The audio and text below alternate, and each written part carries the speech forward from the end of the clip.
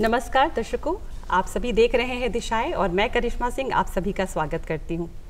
दोस्तों, अगर आप भी डेंटिस्ट बनना चाहते हैं, डेंटल को अपने करियर के रूप में चुनना चाहते हैं, तो आज का यह कार्यक्रम आपके लिए है। डेंटिस्ट ना तो सिर्फ वो हमारी डेंटल केयर करते हैं, बल्कि वो हमारे ओवरऑल हेल्थ की भी केयर करते हैं। अगर कहते हैं ना, हम सभी जानते हैं कि एक खूबसूरत मुस्कान के पीछे एक खूबसूरत दांत होते हैं, पर क्या केवल दांतों का खूबसूरत होना ही ज़रूरी है? जी नहीं, दांतों की खूबसूरती के साथ साथ दांतों का हेल्दी होना बहुत ज़रूरी है। आए दिन हम देखते हैं कि हमें किसी न किसी प्रकार की दांतों से जुड़ी परेशानियां होती रहती हैं, जैसे ब्लीडिंग गम्स, पायरिया, दांतों में सूजन, दांतों में दर्द रहना, मसूड़ों का सूजन होना, दांतों का सड़ जाना आदि। इन सभी परेशानियों के लिए हम कई बार घरेलू उपचार भी करते हैं, जिससे हमें और भी हमारे स्वास्थ्य पे बुरा असर पड़ता है और हम किसी और भी बीमारी का शिकार हो जाते हैं। इसके लिए हमें क्या करना होता है? हमें जाना होता है एक अच्छे डेंटिस्ट के पास। तो डेंटिस्ट बनने के लिए इस कार्यक्रम में हम जानेंगे कि किस प्रकार किन किन बातों का ध्यान देना होता है और कौन कौन से कोर्स होते हैं, किस प्रकार हम तैयारी कर सकते हैं। तो आइए कार्यक्रम को आगे बढ़ाते हैं और हमारे डॉक्टर साहब का स्वागत करते हैं। डॉक्टर राजीव कुमार, आपका हमारे इस कार्यक्रम में स्वागत है। आप ओरल डेंटल स्पेशलिस्ट हैं और साथ ही हमारे साथ दो प्रतिभागी भी जुड़े हैं। आप हैं अंजलि कुमारी और आप हैं मीमांशा। तो आइए कार्यक्रम में हम जानेंगे कि डेंटिस्ट बनने के लिए, डेंटल में करियर को बनाने के लिए किन किन बातों का ध्यान देना होता है। सर, डेंटल सर्जन बनने के लिए सबसे पहले 10+2 होना जरूरी है जी। एलिजिबिलिटी, योग्यता, एलिजिबिलिटी के लिए, योग्यता के लिए जी सर, है ना। उसके बाद हम लोग एग्जाम होती है, नीट, यूजी नीट और पीजी नीट, है ना। तो यूजी नीट जब हम क्वालिफाई करते हैं तो उसके माध्यम से प्राइवेट डेंटल कॉलेज या गवर्नमेंट डेंटल कॉलेज दोनों में हमारा नामांकन होता है। छात्र छात्राओं में ये हमेशा भ्रम होता है सर कि डेंटिस्ट बनने के लिए कुछ और कोर्स करने होते हैं या किस तरह की चीज़ें एलिजिबिलिटी होनी चाहिए, तो ये इसके बारे में आप क्या कहेंगे? कोई और कोर्स की ज़रूरत नहीं पड़ती है। हम साइंस के साथ विथ बायो के साथ हम अगर 10+2 कर लेते हैं, इंटरमीडिएट हम कर लेते हैं, तो हम इसके पात्रता को पूरा करते हैं जी, और हम एडमिशन ले सकते हैं जी। मीमांशा, आप सर से कुछ पूछना चाहेंगे? तो सर, आप हमें ये बता सकते हैं कि जो स्टूडेंट्स जो डेंटल फील्ड में जाना चाहते हैं या फिर इस फील्ड को परस्यू करना चाहते हैं, तो उसकी फ़ीस कितनी हो सकती है कि एक नॉर्मल एवरेज घर का, मिडिल क्लास घर के बच्चे भी इसे अफोर्ड कर सकें?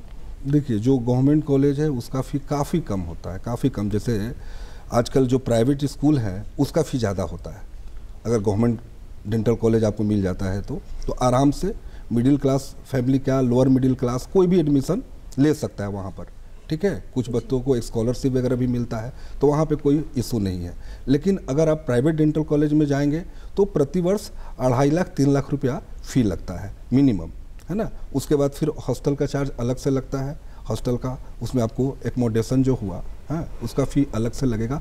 तो फ़ी प्लस एकोमोडेशन दोनों मिला करके 3 to 5 लाख वो कॉलेज पे डिपेंड करता है कि किस तरह के कॉलेज में आपका एडमिशन होता है ना। जब नीट आप यूजी नीट आप क्वालिफाई करते हैं, कितना आपका नंबर आया, तो नंबर के आधार पे जो कॉलेज की रैंकिंग होती है उस रैंकिंग के अनुसार आपको एडमिशन मिलेगा, ठीक है। जो अच्छे कॉलेज होते हैं वहाँ का फ़ी ज़्यादा होता है।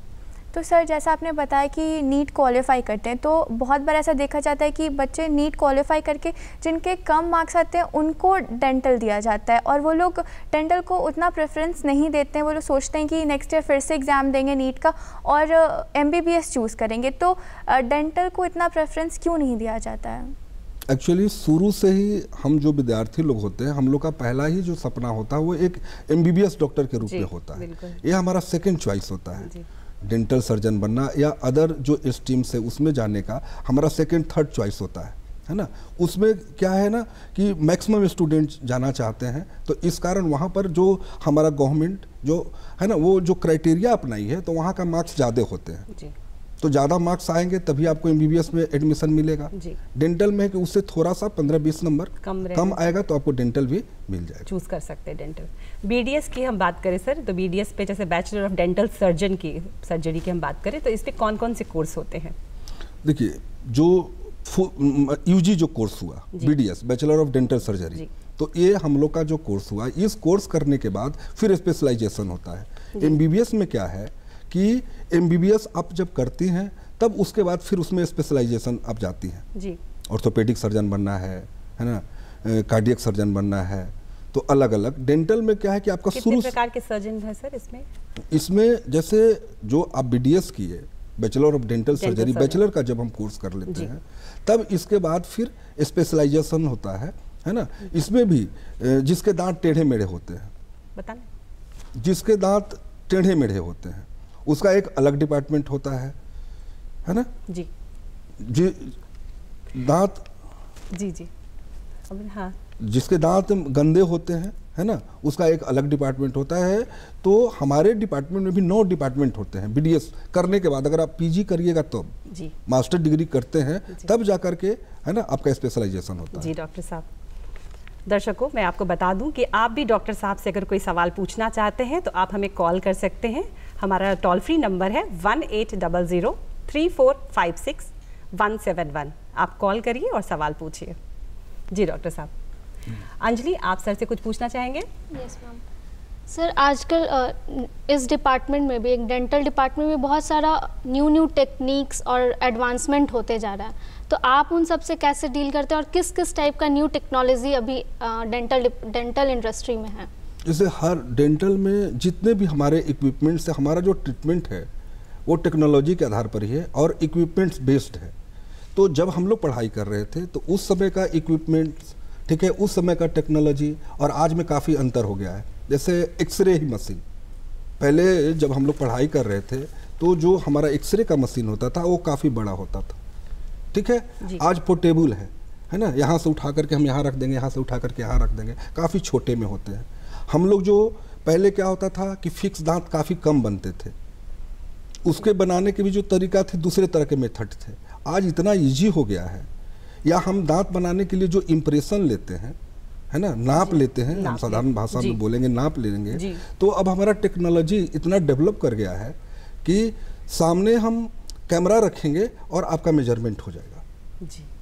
ठीक है। अब कोई भी इंस्ट्रूमेंट आपके मुंह में डालने की जरूरत नहीं है नाप लेने के लिए, पहले के मुकाबले अगर देखा जाए तो चीजें बहुत आसान हुई हैं अब। ऐसे सेंसर आ गए हैं कि वो इंस्ट्रूमेंट आपके मुंह में भी नहीं डालना है। तो आप समझ सकते हैं कि ये टेक्नोलॉजी कितना फास्ट हो गया, ठीक है। आपके दांत अगर टूट जाए थोड़ा सा तो पहले हम लोग सोचते थे कि किस तरह का फीलिंग करें कि वो टिकाऊ हो, लेकिन अब लेजर फीलिंग आ गया है, लाइट क्योर आ गया है, तो आराम से कर सकते हैं, है ना। लोग एक्सीडेंट में लोगों का जो फेस है वो काफ़ी ख़राब हो जाता था, उस समय सर्जरी करने के लिए हम लोग सोचते थे, लेकिन अब सर्जरी के जो मेथड आ गए हैं हमारे पास, है ना जी, और उसके साथ जो टूल्स हैं इतने अच्छे हैं कि पेशेंट को पता नहीं चलता है जी। तो आसान हो गया है, पहले से काफ़ी ये डॉक्टर्स के लिए बहुत आसान हो चुका है ये चीज़, और पेशेंट्स के लिए भी बहुत हेल्पफुल है, कारीगर है कि पेशेंट्स भी इजीली अपना ट्रीटमेंट करा सकते हैं। जी मीमांशा, आप कुछ पूछना चाहेंगे? तो सर जैसा बहुत बार देखा जाता है कि लोग डेंटिस्ट के पास जाना जल्दी प्रेफर नहीं करते, वो सोचते हैं कि घर के जो नुस्खे होते हैं वो घरेलू नुस्खे आजमा के दांत को किसी तरह ठीक कर लें, लौंग रख लें या फिर कुछ भी जो तरीके होते हैं उसे अपनाकर ठीक कर लिया जाए। तो डेंटिस्ट के पास लोगों को जाने के लिए किस तरह से अवेयर किया जाए, उन्हें कैसे बताया जाए कि इस तरह से आपके दांतों को नुकसान हो सकता है, आप डेंटिस्ट के पास जाइए और अपने दांतों का एक अच्छा ट्रीटमेंट कराइए। बिल्कुल। जैसे अब इसकी ऑलरेडी एक कोर्स है ना, इसकी कोर्स है ना। जब कोई कोर्स कर रहा है, स्पेशलाइज कर रहा है, तो उसका कुछ तो महत्व होगा। सब कुछ जो घर के नुस्खे होते हैं उससे तो काम नहीं चलेगा, ठीक है। बहुत सारे पेशेंट आते हैं, बोलते हैं कि राख होता है गांव में जो जलावन के काम आता है, ठीक है, राख से मुंह को धोते हैं। अब बताइए कि आपका दांत का जो आउटर मोस्ट लेयर इनामेल है वो काफ़ी स्मूथ होता है, राख जो होगा वो तो रुखरा होगा। अब चिकने चीज पे रुखरे चीज को घसा जाएगा तो दांत तो घिसेंगे, तो ये कितना नुकसानदेह है कि नहीं। तो कोई भी चीज़ का, हर चीज़ का कोई एक्सपर्ट होता है, तो वो जो एक्सपर्ट जो बता सकते हैं, वो जो ट्रीटमेंट कर सकते हैं, हाँ, वो घर के नुस्खे से कैसे कहीं कहीं कारगर है। जैसे नीम का दातुन, गांव में आप जाएंगे या लोग बताते हैं ना कि दातुन ना नीम से करना चाहिए, तो नीम में क्या है कि आयुर्वेदिक गुण है जी। तो आप करिए। हम लोग अपने पेशेंट को बोलते हैं कि हो सके तो एक टाइम ब्रश से कीजिए और एक टाइम खास करके नीम जैसे दातुन मिले तो एक टाइम आप दातुन से कीजिए। सर आपने जब दांतों के बारे में बातचीत की है तो हम जानना चाहेंगे कि दांतों की सफाई किस प्रकार करनी चाहिए, किस तरह हम दांतों को हेल्दी रख सकते हैं, मजबूत बना सकते हैं, क्योंकि हमेशा तो हम डेंटिस्ट के पास नहीं रहते, तो रोज़मर्रा हम किस तरह अपने दांतों का ख्याल रखें? या यूँ कहे कि दांतों को मोतियों जैसे कैसे चमकाए और स्वस्थ कैसे रखें? सबसे पहले है सफाई। हम लोग के यहाँ जो मैक्सिमम पेशेंट आते हैं वो 2 तरह के पेशेंट सबसे ज़्यादा होते हैं जी। एक पैरिया से रिलेटेड, और पैरिया का जो मुख्य कारण है वो गंदगी है, ठीक है। तो एक पैरिया के पेशेंट होते हैं, दूसरे दांत के दर्द के पेशेंट होते हैं, ठीक है। तो अगर दांत को अच्छे से साफ नहीं रखेंगे तो आपकी पैरिया जैसी बीमारियों से आप ग्रसित होते, तो उसके लिए क्या है कि आप 2 टाइम ब्रश कीजिए। मॉर्निंग में तो हम लोग करते ही हैं, क्योंकि शुरू में घर से आदत डाली जाती है मॉर्निंग में ब्रश करने का, ठीक है। नहीं, रात का जो ब्रश होता है जब हम बेड पे जाते हैं तो उसके पहले का जो ब्रशिंग होता है वो ज़्यादा इंपॉर्टेंट होता है। 2 टाइम ब्रश करना बहुत ही ज़रूरी है। रात का इंपॉर्टेंट इसलिए होता है कि एक नॉर्मल पर्सनालिटी की जो स्लीपिंग आवर्स होती है वो 6 to 8 आवर्स होता है, और एक सामान्य व्यक्ति को 6 से 8 घंटा सोना भी चाहिए जी। उस समय आप किसी प्रकार का गार्गल का यूज नहीं कर रही हैं, ठीक है। तो रात के जो लास्ट खाने अगर आपके दांत और मुंह में डिपॉजिट रहेंगे तो वो सड़ेंगे। हम लोग अच्छे तरीके से जानते हैं कि जब कोई चीज़ सड़ता है तो उसमें एसिड निकलता है, और जहाँ पे एसिड निकलेगा वहाँ बैक्टीरिया काफ़ी तेज़ी से ग्रो करेंगे। बैक्टीरिया तेज़ी से ग्रो करेंगे तो दांतों में सड़न होगा। तो इसलिए 2 टाइम ब्रश कीजिए। हम जो ब्रश यूज करते हैं, ब्रश का जो ब्रिसल्स होना चाहिए वो सॉफ्ट होना चाहिए, हार्ड नहीं यूज करना चाहिए। घड़ी के टाइम से 2 मिनट, 1 मिनट ऊपर जाके लिए, है ना, और 1 मिनट नीचे के लिए, बस 2 मिनट से हम लोग को ज़्यादा ब्रश नहीं करना चाहिए। डेंटिस्ट स्पेशलाइजेशन कैसे कर सकते हैं? आफ्टर BDS बैचलर कोर्स करने के बाद, ठीक है, मास्टर डिग्री जब करते हैं तो उसमें हमारा स्पेशलाइजेशन होता है। और BDS करने के बाद किस प्रकार के जॉब मिलते हैं? BDS करने के पास एक समान दंत चिकित्सकों की, जैसे आपके जितने भी सरकारी हॉस्पिटल्स हैं, सारे हॉस्पिटल्स में, है ना, एक दंत रोग विशेषज्ञ का सीट होता है। तो आप गवर्नमेंट में भी जा सकते हैं, है ना। जो प्राइवेट कॉलेजेज हैं वहाँ पर भी आप जा सकते हैं, एज ए टीचिंग स्टाफ के रूप में भी जा सकते हैं, नॉन टीचिंग स्टाफ के भी रूप में आप वहाँ पे ज्वाइन कर सकते हैं, या अपना प्राइवेट प्रैक्टिस भी कर सकते हैं। जी। अंजलि, आप सर से कुछ पूछना चाहेंगी? Yes ma'am. सर, आपने अभी करियर के बारे में बहुत कुछ बताया कि हमें BDS का कोर्स ले सकते हैं, लेकिन अगर किसी को रिसर्च करना हो या फिर शोध के क्षेत्र में जाना हो इस इंडस्ट्री में, तो वो क्या करें? बिल्कुल, जैसे हम जनरल पढ़ाई करते हैं, ठीक है, बैचलर किए, मास्टर किए, PhD किए। PhD में हम लोग क्या करते हैं? शोध करते हैं। तो इसमें भी आप कर सकते हैं, इसमें भी PhD है। और सर, जैसे इस डेंटल इंडस्ट्री में अगर कोई बहुत अचीव करता है तो उनको किस तरह के अवार्ड से या फिर पुरस्कार से अवॉर्डेड किया जाता है? वो हर स्तर पे, है ना, स्टेट लेवल पे, डिस्ट्रिक्ट लेवल पे, है ना, नेशनल लेवल पे, हर डिपार्टमेंट में अवार्ड होते हैं। आपके डेंटिस्ट्री में भी है, आप यहाँ भी हर तरह के अवार्ड गेन कर सकते हैं। जी। दर्शकों, मैं आप सबको फिर से एक बार बताना चाहूँगी कि आप भी कोई सवाल पूछना चाहते हैं, आपके मन में भी डेंटिस्ट से जुड़ी कोई सवाल है और डॉक्टर साहब से आप पूछना चाहते हैं, तो आप हमें सीधे कॉल कर सकते हैं। हमारा टोल फ्री नंबर है, आप उस पर कॉल करें। हमारा नंबर है 1800-3456-171। धन्यवाद। जी सर। विदेशों में सर, अगर हम डेंटिस्ट बनते हैं या फिर हम BDS की बात करें या एक डेंटिस्ट की बात करें, तो विदेशों में इसके क्या करियर स्कोप हो सकते हैं? बहुत अच्छा स्कोप है, जो खास करके डेवलप्ड कंट्री हैं या डेवलपिंग कंट्री हैं जी, ठीक है, वहाँ पर तो इतने अच्छे स्कोप है। जैसे छोटा सा हम चर्चा कर रहे हैं, जैसे मेरा छोटा बेटा सिडनी में रहता है जी, ठीक है, वो हमको बोलता है कि पापा जी आप यहाँ आ जाइए, बहुत अच्छे स्कोप है जी। अब वहाँ पे क्या है कि स्किन और डेंटल का इतने मतलब प्रॉब्लम है कि हेल्थ इंश्योरेंस वाले इंश्योरेंस नहीं करना चाहते हैं, तो वर्ल्ड वाइड इसका स्कोप है। ऐसा नहीं है कि इंडिया में या अपने स्टेट बिहार में ही स्कोप है ना, आप इंडिया के सारे स्टेट्स में स्कोप है। इसके अलावा बात करें, यहाँ के डॉक्टर्स भी काफ़ी डिमांडेड रहते हैं विदेशों पे, तो उसके बारे में कुछ बताइए। एक तो है कि हमारा जो इंडियन कल्चर है और जो हमारा मतलब जो इंटेलिजेंसी कैपेसिटी है हम इंडियन का, ये तो निश्चित है कि हम जिस देश में जाते हैं, जिस फील्ड में जाते हैं, डेंटिस्ट्री में नहीं, आप वर्ल्ड के किसी भी आप कंट्री में आप जाएंगे, हर जगह इंडियन मिलेंगे जी, है ना। और खास करके मेडिकल साइंस में, टेक्नोलॉजी के क्षेत्र में, है ना, इंडियन अपना परचम लहरा रहे हैं अदर्स कंट्री में जी। अभिवांशा, आप पूछिए सर से। तो सर, इंटर्नशिप का क्या वैल्यू है डेंटल फील्ड में, और एक्सक्यूज़ मी, और अगर देखा जाए तो लोग इंटर्नशिप से जो किस तरह से क्या गेन कर सकते हैं और क्या नॉलेज उनको मिलता है, उससे आप उस पर बताइए हमें। ये कोई भी डिपार्टमेंट में जो इंटर्नशिप क्या होता है, एक आपका ट्रेनिंग प्रोग्राम है, ठीक है। तो उसी तरह से आप जब एक डॉक्टर बन रही हैं ठीक है।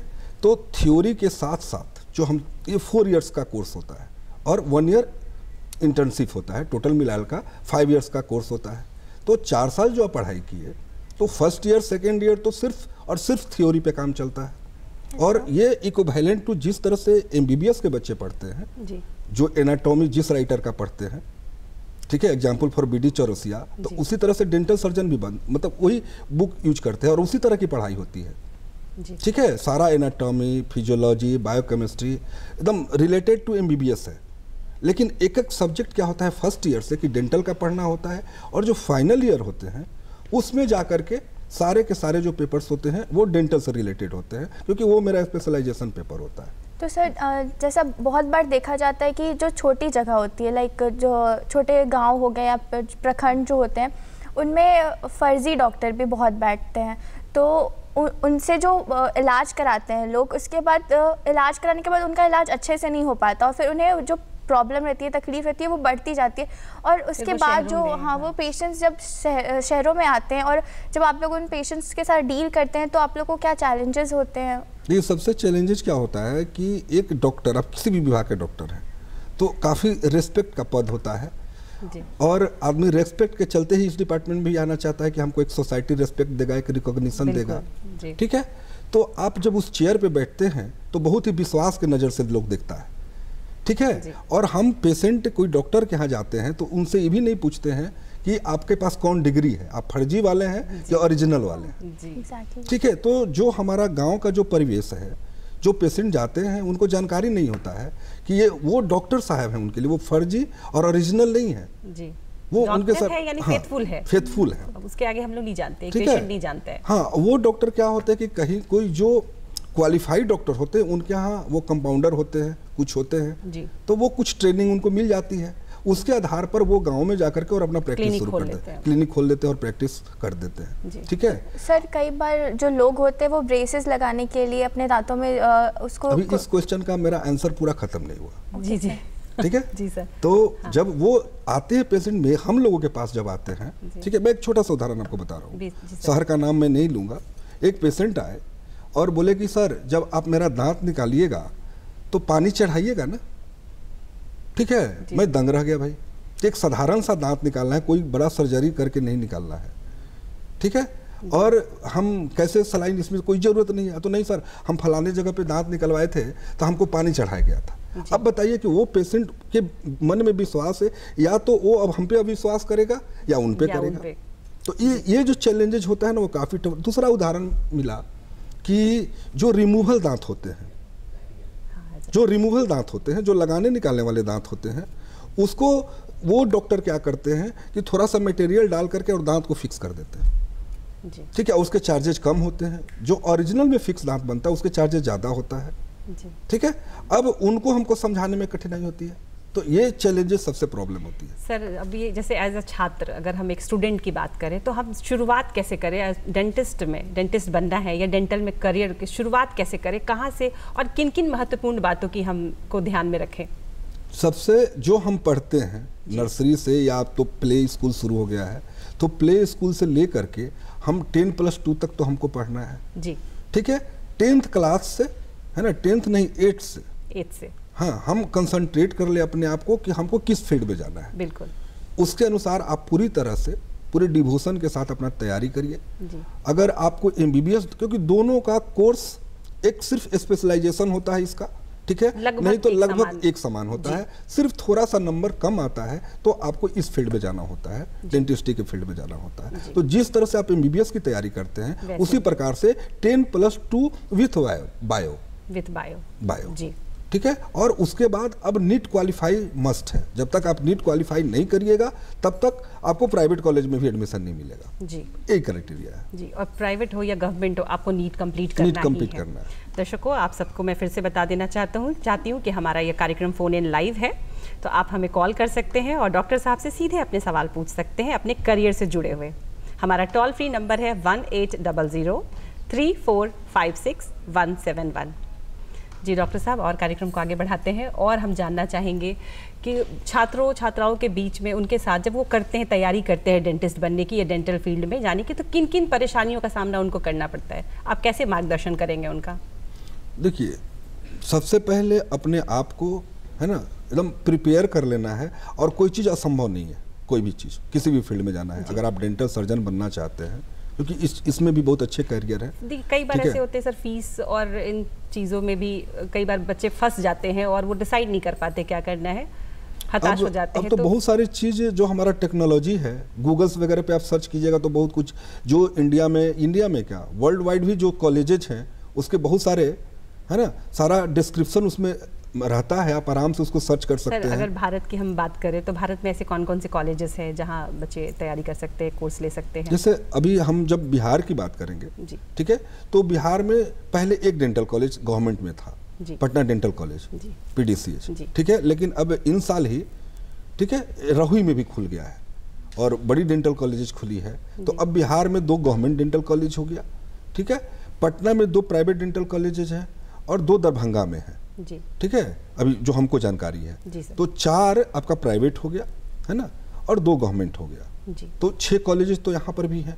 इसके अलावा भी जितने भी स्टेट्स हैं इंडिया के, सारे स्टेट्स में गवर्नमेंट और प्राइवेट दोनों है। एडमिशंस की क्या प्रक्रिया होती है सर? अगर हम प्राइवेट या फिर गवर्नमेंट की बात करें तो प्राइवेट में एडमिशंस के क्या प्रोसेस है या गवर्नमेंट में एडमिशंस के क्या प्रोसेस हो सकते हैं? देखिए, जब हम नीट क्वालिफाई करते हैं, यूजी नीट, जब यूजी नीट हम क्वालिफाई करते हैं तो जो आपका मार्क्स आता है, जो कट ऑफ होता है, क्या कट ऑफ है सर इसका? गवर्नमेंट के लिए अलग कट ऑफ होता है ना, और टोटल 720 नंबर का एग्जाम्स होते हैं, 720 नंबर के, ठीक है। उसमें मैक्सिमम नंबर जब आपका आता है तो MBBS कोर्सेज में एडमिशन होगा, है ना। उसके अनुसार जब नीचे के नंबर आते हैं, मतलब 600 के राउंड में जब नंबर आते हैं लगभग, वो मतलब हम क्लियर नहीं बोल सकते हैं क्योंकि प्रति वर्ष का अलग अलग चेंज होता है, लेकिन एक लगभग हम बता रहे हैं, ठीक है, कि 6 जनरल कैटेगरी के लिए, ठीक है, अगर 620 से एबव आते हैं तो करीब करीब MBBS मिलने की संभावना होती है, एक एवरेज में बता रहा हूँ, ठीक है। और उसके नीचे जब आपके नंबर साथ, एक गवर्नमेंट कॉलेज की मैं बात कर रहा हूँ, ठीक है, और उसके जब बिलो आते हैं तो आपको गवर्नमेंट डेंटल कॉलेज में मिलेगा। उसके बाद नीचे जब आप आते हैं, है ना, मतलब 550, 550 के जब नीचे आप आएंगे तब प्राइवेट मेडिकल MBBS के लिए मेडिकल कॉलेज और प्राइवेट डेंटल कॉलेज आपको मिलेंगे। उसी के आधार पे जो नंबर्स आप गेन करते हैं नीट में, उसके आधार पे आपको एडमिशन मिलता है। आप क्वालिफाई कीजिएगा तो, और नहीं तो कोई प्राइवेट कॉलेज में भी आपको एडमिशन नहीं मिलेगा। एक क्राइटेरिया होता है, ये एडमिशन की प्रक्रिया है, क्राइटेरिया। तैयारी किस प्रकार कर सकते हैं? तैयारी मैंने पहले भी बोला कि जो हम मेडिकल की तैयारी करते हैं, MBBS का हो, आयुर्वेदिक का हो, होम्योपैथिक का हो, ठीक है, कोई भी पैथी है, ठीक है, अब तो ज्वाइंट एग्जाम्स होते हैं और नंबर के बेसिस पे ही आपको एडमिशन मिलता है। इसका कोई एंट्रेंस एग्जाम तो आपने बताया हाँ, नीट तो उसके बाद सर आजकल बहुत सारे कोचिंग्स खुल गए हैं कि नीट के प्रिपरेशंस कराने के लिए कोचिंग्स खुल गए, तो कई बार जो कोचिंग्स होते हैं वो बहुत ज़्यादा फ़ीस चार्ज करते हैं, तो जो बच्चे हैं वो उस लेवल का वो फ़ीस अफोर्ड नहीं कर सकते हैं, कोचिंग्स के फ़ीस जो प्रॉपर एक नीट का प्रिपरेशंस में लगता है। तो बच्चे कोचिंग के अलावा भी खुद से जो सेल्फ स्टडी होता है वो किस तरह से करे और अपने किस तरह से हर सेल्फ तैयारी पे फोकस करे, अगर वो अफोर्ड नहीं कर सकते? एक हम सेंटेंस आपको बोलेंगे, वो हर स्टूडेंट को याद रखना चाहिए, हर स्टूडेंट्स को जी, और पेरेंट्स को भी अपने बच्चों को समझाना चाहिए कि आवश्यकता आविष्कार की जननी होती है, ठीक है ना।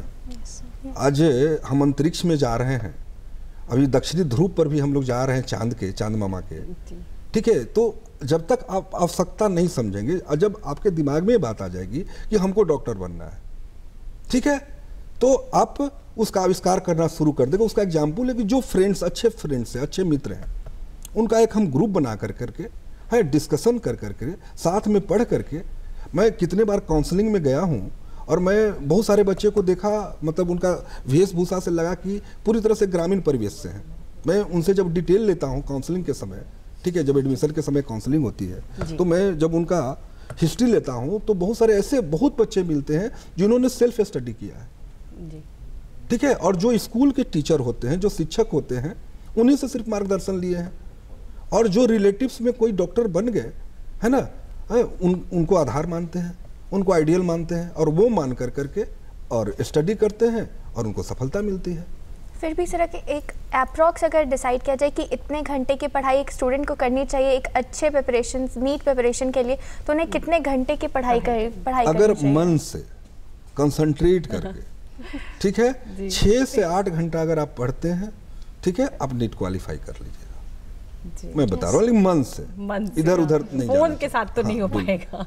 फोन में भी देखना है तो जो जरूरी चीजें हैं, फोन से भी आजकल बहुत कुछ नॉलेज लिया जा सकता है। साइंस जो है, ठीक है, वरदान भी है और अभिशाप भी है, हमको वरदान के रूप में लेना है जी, ठीक है, बहुत सारी जानकारियां मिलेगी आपको। और सर यूट्यूब पे भी बहुत सारे वीडियोस अवेलेबल होते हैं, तो उसका यूज़ करके स्टूडेंट्स को पढ़ाई करनी चाहिए, ना कि फ़ोन का गलत यूज़ करके। एक सेंटेंस में क्या बोला कि आवश्यकता आविष्कार की जननी होती है। सही, आपको पकड़ना है, आपको सही मार्ग पकड़ना है।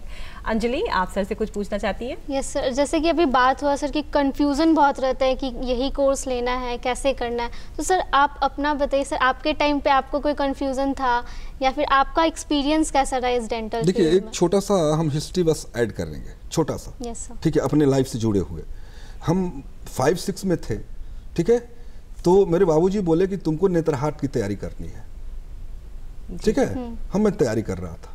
मेरे गांव से जो स्कूल था वो 2 किलोमीटर की दूरी पर थी। नेत्रहाट वाले, मैं जब बुक लेकर के जा रहा था, ठीक है, तो मेरे गांव के एक जो रिश्ते में बाबा लगेंगे वो हमसे पूछ दिए कि बेटा ये क्या चीज़ का बुक है। मैं बोला कि बाबा ये नेत्रहाट की तैयारी की है, ठीक है, तो अब तू डॉक्टर या इंजीनियर बनबा, ये क्वेश्चन हमको डॉक्टर बनाया, ठीक है। उन्होंने पहला शब्द निकाला था कि तू डॉक्टर या इंजीनियर बनबा, ठीक है, मेरे दिमाग में बैठ गया कि हमको डॉक्टर बनना है। लेकिन हाँ, उस समय दिमाग में थी, क्योंकि मेरे घर में कुछ जो बाबूजी के मित्र डॉक्टर थे वो लोग आते थे, तो उनको एक अलग रिस्पेक्ट मिलता था, ठीक है, तो वो प्रभावित करता था हमको, तो हमको वही उसी टाइप का डॉक्टर बनना था। लेकिन हमारे भी नंबर कुछ कम आ रहे थे, ठीक है, हमको डेंटल साइंस मिल रहा था, तो हमने भी लगा कि नहीं, इसमें भी फील्ड बनाया जा सकता है, इस फील्ड में भी अपना करियर बनाया जा सकता है, और हमने बनाया जी। अगर हम बात करें सर कि डेंटिस्ट, तो डेंटिस्ट बनने के कौन कौन से फ़ायदे हो सकते हैं? देखिए, फ़ायदा है कि एक तो दर्द, किसी भी चीज़ का जो दर्द होता है जी, वो काफ़ी ख़राब होता है।